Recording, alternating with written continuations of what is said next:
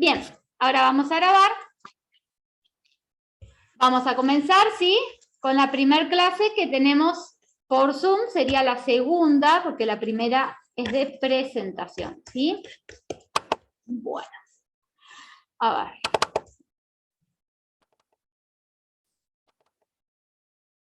Voy a buscar el archivo.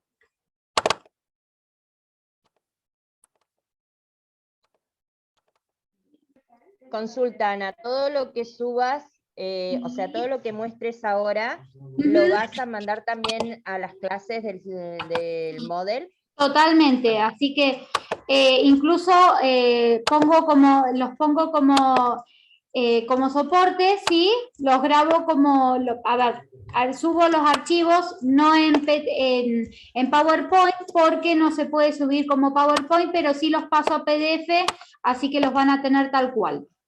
¿Bien? Bien. Así que el que quiera tomar apuntes toma, el que no, no se preocupe, porque lo van a tener todo, ¿bien? Van a tener el video, van a tener estas filminas y también van a tener, bueno, lo que les dije, el foro de debate y el foro de consultas, ¿sí? Bueno, la materia se llama Cuerpos Normativos de la Administración Pública 2, ¿bien? El derecho, ¿qué es el derecho? ¿Qué es derecho?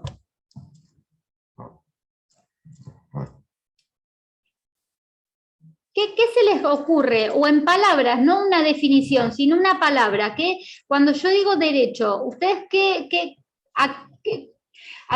con qué lo asimilan? A algo que se nos otorga. Algo que se nos otorga. Bien, sí, ¿qué más? Algo legal. Algo legal, bien. ¿Qué más? Algo que se nos otorga, algo legal, sí, vamos bien. Hola, algo que podemos... ¿Algo que podemos? Hola, Omar. ¿Cómo andás? Bien. ¿Cómo te va?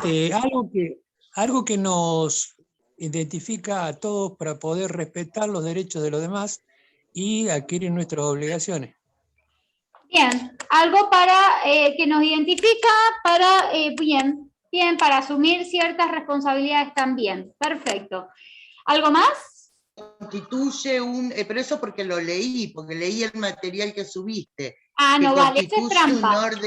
Un orden normativo Claro, institucional. es una norma. Pero es porque leí el material. Bueno, no, a ver, No el vale criollo, eso, no vale. el criollo, ¿qué es lo que? Eso no vale, eso sáquenlo, eso lo vamos a editar después. No, mentira, va a aparecer así en el video, así que se van a recordar y se van a reír de vuelta. A ver, Karina, sinónimo de qué es el derecho. Algo ¿qué te nace? Para mí derecho es lo que te dice lo que podés o no hacer. Bien, perfecto. Bueno, como verán, todos están en lo cierto, ¿sí? Tenemos dos puntos de vista para ver el derecho. El derecho es uno solo, ¿bien? Acá, como vemos, tenemos el derecho desde el punto de vista objetivo y desde el punto de vista subjetivo. Por ejemplo, cuando nosotros somos objetivos en algo, cuando somos objetivos, damos una opinión en forma objetiva. ¿Qué estamos haciendo? Estamos dando una opinión desde qué punto de vista. De parcial. Desde lejos, ¿no? Imparcial sería, en forma imparcial, como que yo no tengo nada que ver y opino de algo, ¿bien? Y desde el punto de vista basándonos en normas. Bien, es porque leíste. No vale, Karina. Claro. Chica aplicada, leyó el material. No, así no, salgo de la clase Bueno, si es así. a ver, Karina no puede hablar. El material para leer. Karina no opine. Karina no opine porque se nos Todavía adelanta. no lo vi eso. Y si leyó el material, Pero si no, si la está escuchamos a grabado. Karina. Escuchamos a Karina que nos hable, que nos dé la clase. Bien, desde el punto de vista subjetivo, yo soy subjetiva y digo, por ejemplo, que yo a Maggi la conozco desde chica. Bien, eso es ser subjetivo, bien, tener algo interno nuestro. Y en el derecho pasa lo mismo. El derecho es el mismo, es uno solo, no es que estamos hablando de cosas distintas, pero estamos viendo distintas perspectivas, ¿bien? Desde el punto de vista objetivo, El derecho es un conjunto de normas, como dijo Karina, que no leyó antes, pero ella deduce muy bien, como que es un ordenamiento jurídico, un conjunto de normas. Son todas las normas que nosotros podemos conocer, bien, que tenemos, que conocemos, las leyes, los decretos, la Constitución, bien, todas las normas, ese es el derecho objetivo. Desde el punto de vista subjetivo, el derecho es lo que dijeron, la facultad para poder reclamar, para poder decir lo que es nuestro, bien, para poder, es una facultad que tenemos que es inherente a la persona. Cuando yo digo que es inherente a la persona, ¿qué significa? ¿Qué es algo inherente? Es Algo que es propio, algo que va pegado, que no se puede separar.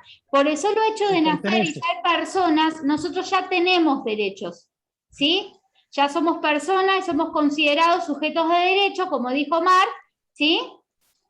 Entonces, es algo que va con nosotros y que nos acompaña desde que nacemos hasta que morimos, ¿bien? ¿Para qué? Para desarrollar nuestra vida, ¿bien?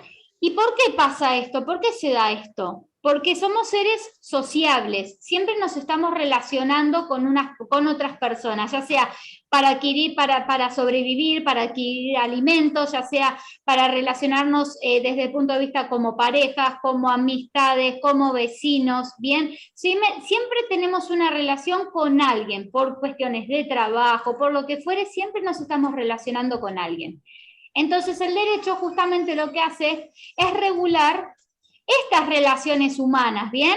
Cuando somos muchos para que nos podamos respetar y el derecho de uno, como se dice, termina, ¿no? Cuando empieza el del otro, ¿sí? Entonces, derecho objetivo es un conjunto de normas, ¿bien? Todas las normas escritas que podemos ver y que podemos conocer, que conocemos. Y el derecho subjetivo es algo personal, privado, es algo que viene con la persona, ¿bien? Es la facultad que nosotros tenemos de hacer valer, de hacer valer nuestro desarrollo de vida sin que se nos afecte, ¿bien? En el caso de que nos afecta, poder reclamar por ello, ¿sí? ¿Dudas hasta aquí? No. Es muy difícil, uno conoce más o menos lo que es el derecho, pero uno no lo sabe, es muy difícil de conceptualizar, ¿no? Palabras así muy comunes, ¿no? Bueno, que son difíciles de poner una definición. Bueno, a ver, como dijimos que el derecho es para regular las relaciones sociales, esto es, las relaciones en sociedad, ¿bien? Y para esto tenemos que tener algo muy en cuenta. El derecho siempre va detrás de las relaciones. ¿Por qué? Porque si yo tengo, las sociedades van avanzando, se van desarrollando, ¿sí? Y con ello vamos viendo ciertos conflictos que el derecho actual no puede resolver. Entonces se crean nuevas normas o se modifican las que existen. Por eso tenemos leyes que se han derogado, o sea, que se han eliminado, porque ya no tienen razón de ser, ¿sí? O leyes que se modifican, o leyes que se inician. Por ejemplo, el derecho el habeas data, el derecho a la información que nosotros tenemos, o a que nos cambien en el caso de que, por ejemplo, si nos colocan mal en el veraz. Eso en el año 1800 no existía, porque no había internet, no estaban los sistemas de comunicación, entonces no se necesitaba regular esa relación humana porque no existía. Entonces, primero van las relaciones humanas, con eso derivan los conflictos, y los conflictos se resuelven con el derecho, y hay conflictos que son nuevos y no hay derecho para regularlo. Entonces tenemos que implementarlo, por eso el derecho va siempre detrás. Las personas van cambiando y los derechos entonces van a ir mutando, van a ir cambiándose a medida de que las personas lo necesitemos, ¿bien? Porque el derecho es lo que hace, es regular las relaciones humanas. Por ejemplo, cuando se empezaron a alquilar casas, ¿sí? Se empezó a ver que estas cuestiones tienen que ser normadas, tienen que ser regladas. Antes, cuando no existía eso y estaban, no sé, los terratenientes solamente eran los que tenían tierras, bien, y estaban los esclavos, que los esclavos eran considerados cosa, imagínense regular los derechos de alquiler de un esclavo. No existía, no tenía sentido, no tenía ni derecho a la vida, podían quitarle la vida porque era una cosa. Imagínense que se les va a regular las normas con respecto al alquiler y a la vivienda con la que estaban, en las condiciones que vivían, ¿no? Entonces, El bueno. documento no binario. Algo más nuevo como la ley El del documento no divorcio. binario. Claro. Exacto. El documento no La ley del binario. divorcio vino. Bien. Es el derecho de locación. Bien, entonces, ambientémonos que siempre entonces el derecho va con las relaciones y con las necesidades de las personas, ¿bien? Entonces tenemos diferentes épocas. Estas son las generaciones de derecho que a lo mejor lo hemos visto en la secundaria, los derechos de primera, segunda, tercera y cuarta generación, no sé si lo han escuchado. Son los derechos fundamentales, los más importantes, ¿bien? Los derechos que se llaman personalísimos, que son fundamentales para el desarrollo y la vida de las personas, ¿bien? Bueno, vamos a hacer un breve paneo. Esto es como para que ustedes entiendan el objetivo del derecho. ¿A qué va? ¿Para qué está el derecho? ¿Sí? Tenemos los derechos de primera generación. Los derechos de primera generación comienzan, ¿sí? Antes de esto, teníamos las normas consuetudinarias. ¿Han escuchado hablar de las normas consuetudinarias? Sí. ¿Y qué significa? La norma consuetudinaria es que van pasando hechos hasta que se tiene que formular una norma que regule todo eso. O sea, Bien. es consecuencia de consecuencia. Bien, exacto, es consecuencia de consecuencia, no es una norma, sí son normas, pero no son normas escritas, no son leyes escritas. Es como una costumbre. Exactamente, como justamente. uso y costumbre. Las normas consuetudinarias son los usos, prácticas y costumbres que se van transmitiendo de generación en generación.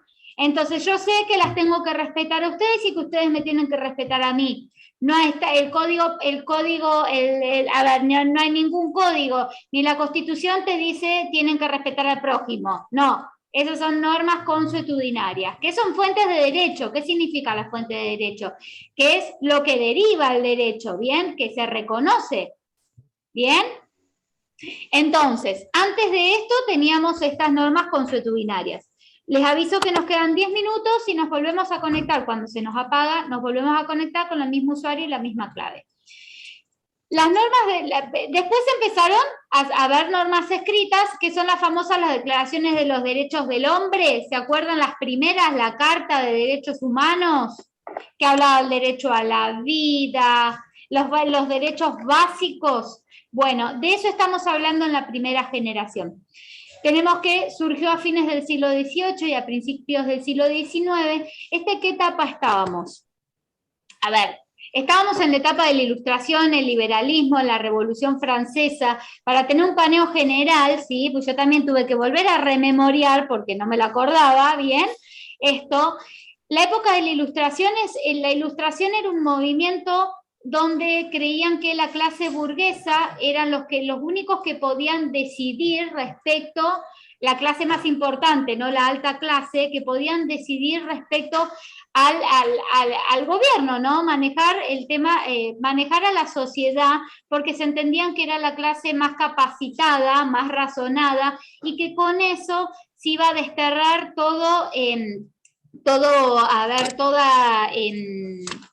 ¿cómo es que se llama? Toda ignorancia del pueblo, ¿no? Se iba a quitar toda la ignorancia del pueblo gobernando estas clases selectas, ¿no? Esta poca clase selecta, y eran ellos los únicos que tenían las decisiones, ¿bien? En cuanto al liberalismo, era un movimiento social que lo que quería es que el Estado no intervenga en la vida privada de las personas, ¿bien?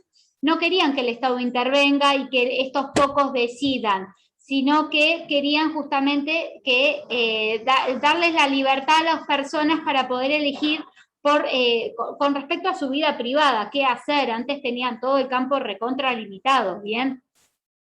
Y la Revolución Francesa viene a también hacer un movimiento, fíjense que todo un movimiento social que implica social, económico, de ese momento, ¿no?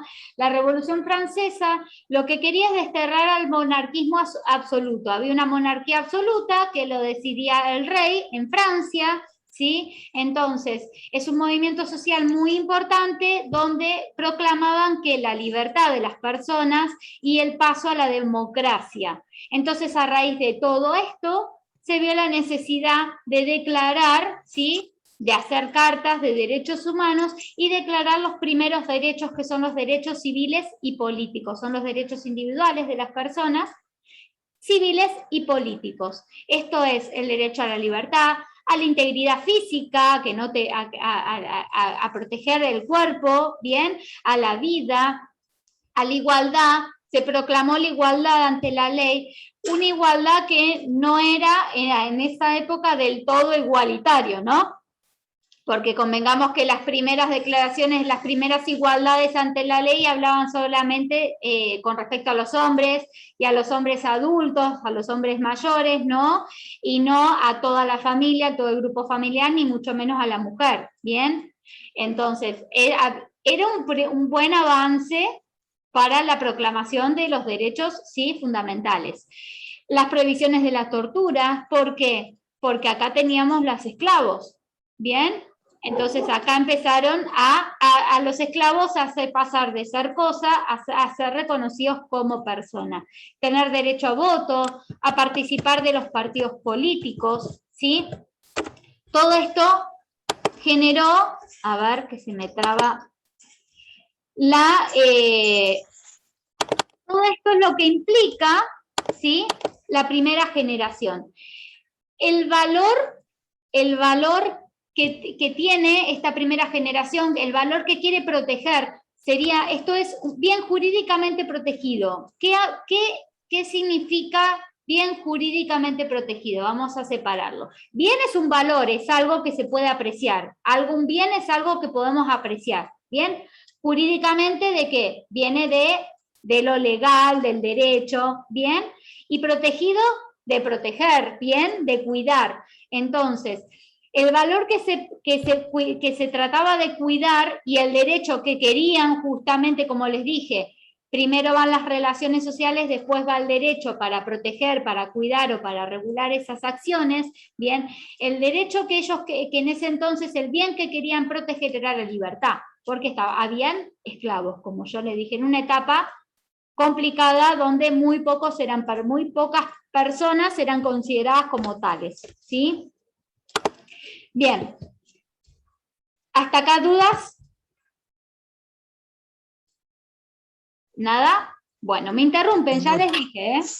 Ustedes me interrumpen las veces que sea necesario. Tenemos los derechos, de esto pasamos a los derechos de segunda generación, que empiezan a mitades y fines, ¿sí?, del siglo XIX. Estamos hablando ¿de qué año? Cuando hablamos del siglo XIX, ¿de qué estamos hablando? 1800. Del 1800, a mitad, 1850 a finales. ¿Bien? Entonces, en este caso acá, a ver, el bien jurídicamente protegido era la igualdad. ¿Y por qué la igualdad? Porque como dijimos, en la primera generación hablaba de una igualdad, pero una igualdad que no era una igualdad realmente ante la ley y para todos, ¿bien? Era una igualdad para algunos pocos, para los hombres, solamente hombres llamados sexo masculino, ¿bien? No hombres en sentido genérico. Bueno, entonces acá empiezan a surgir otros tipos de movimientos socialistas. Fíjense que cuando se junta el grupo, el pueblo, se alza, ¿no?, la importancia y la fuerza que impone. Bien, estos grupos socialistas son los que, cuando yo se los nombre, les va a sonar parecido. El Partido Obrero, ¿se acuerdan del Partido Obrero? Cuando se empieza a tomar relevancia la importancia de lo que es tener un trabajo y la dignidad en el trabajo y tener higiene en su trabajo, seguridad en el trabajo, y es considerado el trabajo como un bien social. ¿Por qué? Porque a través del trabajo humano también se permite tener una calidad de vida no solo para el trabajador, sino para su familia, su grupo familiar. Entonces es considerado más en forma social, no un trabajo desde el punto de vista del interés capitalista del dueño de la empresa, ¿bien? Sino pasa a tener ese sentido, a tener este valor más social, ¿sí? Y más humano, ¿no? Entonces, Las revoluciones industriales. las revoluciones industriales, totalmente, exactamente, y tenemos también el tema del feminismo. Ese es otro movimiento social que empieza a surgir en esta época. A surgir. Sí. Y justamente es esto, si los hombres pueden votar, ¿por qué yo no? ¿Sí? Entonces empiezan a rebelarse estos grupos, ¿sí? Se empiezan a hacer grupos sociales muy importantes. ¿Y qué se consigue con esto? ¿Y qué es lo que piden? ¿Bien?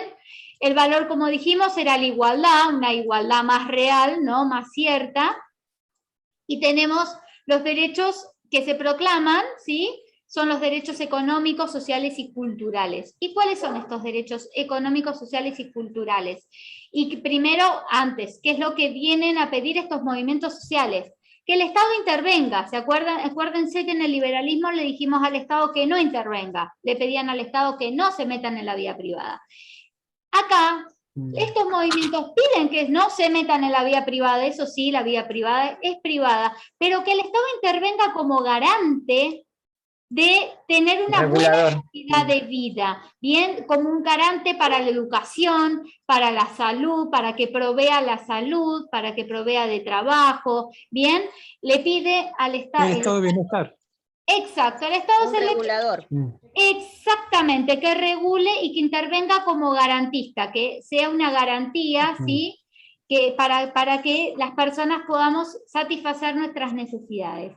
¿Qué derechos se proclaman aquí? ¿Sí? El derecho a una calidad de vida, el derecho al trabajo, el derecho a una educación, a la salud, a una vivienda digna, bien, a pertenecer Artículo a los 14. sindicatos, a las huelgas, bien, al derecho del trabajo. Artículo También 14 y 14 bis.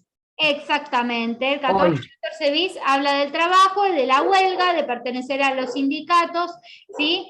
Bueno, todo eso es lo que habla, a ver, los derechos de segunda generación. Lo que vamos a hacer, nos vamos a salir porque ya se nos corta. Y volvemos a ingresar, así nos cortamos, nos quedamos en el medio de